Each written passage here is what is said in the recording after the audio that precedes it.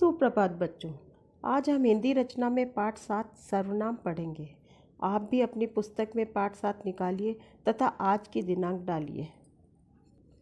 बच्चों, आपने संज्ञा तो पढ़ा है। किसी व्यक्ति, वस्तु, प्राणी, स्थान और भाव के नाम को संज्ञा कहते हैं। जब वाक्य में संज्ञा शब्द का प्रयोग बार बार किया जाता है तो वाक्य में नीरसता आ जाती है।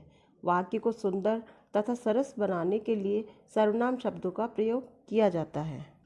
सर्वनाम वाक्य में संज्ञा के स्थान पर प्रयुक्त होकर संज्ञा का ही प्रकार्य करने वाले शब्दों को सर्वनाम कहते हैं, जैसे मैं, तुम, वह, हमारा, कौन, उसका, तुम्हारा आदि। सर्वनाम शब्द स्त्रीलिंग तथा पुल्लिंग दोनों में समान रहते हैं। सर्वनाम के 6 भेद होते हैं: पुरुषवाचक सर्वनाम, निश्चयवाचक सर्वनाम, अनिश्चयवाचक सर्वनाम, संबंधवाचक सर्वनाम, प्रश्नवाचक सर्वनाम और निजवाचक सर्वनाम। सबसे पहले पुरुषवाचक सर्वनाम। जिन सर्वनाम शब्दों का प्रयोग बोलने वाला अपने लिए, सुनने वाले के लिए या किसी अन्य व्यक्ति के लिए करता है वे पुरुषवाचक सर्वनाम कहलाते हैं, जैसे मैं, तुम, वह आदि। पुरुषवाचक सर्वनाम 3 प्रकार के होते हैं। पहला, उत्तम पुरुष। इनका प्रयोग बोलने वाला अपने लिए करता है, जैसे मैं, हम, मेरा आदि। दूसरा, मध्यम पुरुष। इनका प्रयोग सुनने वाले के लिए किया जाता है, जैसे तू, तुम, तुम्हारा आदि।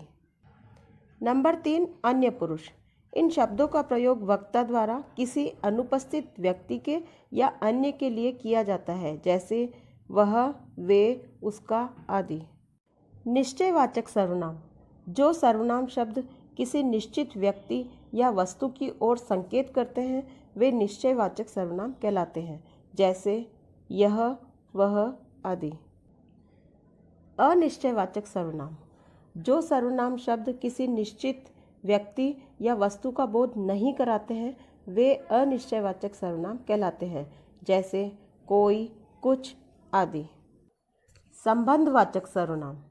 जो सर्वनाम शब्द वाक्य में प्रयुक्त दूसरे संज्ञा या सर्वनाम शब्दों से संबंध बताने के लिए प्रयोग किए जाते हैं वे संबंधवाचक सर्वनाम कहलाते हैं, जैसे जिसने बोया उसने काटा, अर्थात जिसने, उसने संबंधवाचक सर्वनाम है। प्रश्नवाचक सर्वनाम।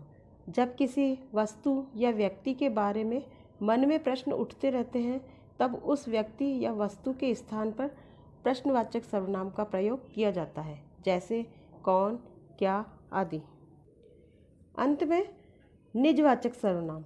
निज का अर्थ है अपना, अर्थात जो सर्वनाम शब्द वक्ता द्वारा वाक्य के कर्ता के लिए प्रयोग किए जाते हैं वे निजवाचक सर्वनाम कहलाते हैं, जैसे अपने आप, स्वयं, खुद आदि।